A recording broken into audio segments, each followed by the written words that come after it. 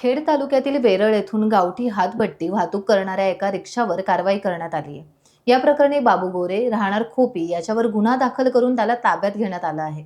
खेड मार्गावर गस्त घालताना खेडचे पोलीस निरीक्षक नितीन भोयर आणि पथकाला ॲप रिक्षा दिसली। पोलिसांना संशय आल्याने पोलिसांनी रिक्षाची तपासणी केली असता 13 गावठी हातभट्टी दारूचे बॅरल त्यात आढळले। या प्रकरणी पोलिसांनी ॲपे रिक्षा ताब्यात घेऊन सुमारे 2,45,500 रुपयांचा मुद्देमाल जप्त केलाय आणि अधिक तपास पोलीस आता करत आहेत।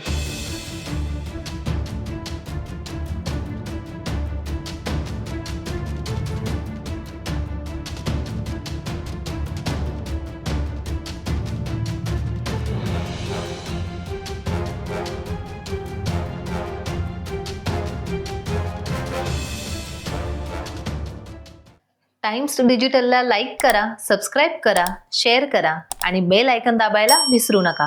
पाहत रहा टाइम्स डिजिटल।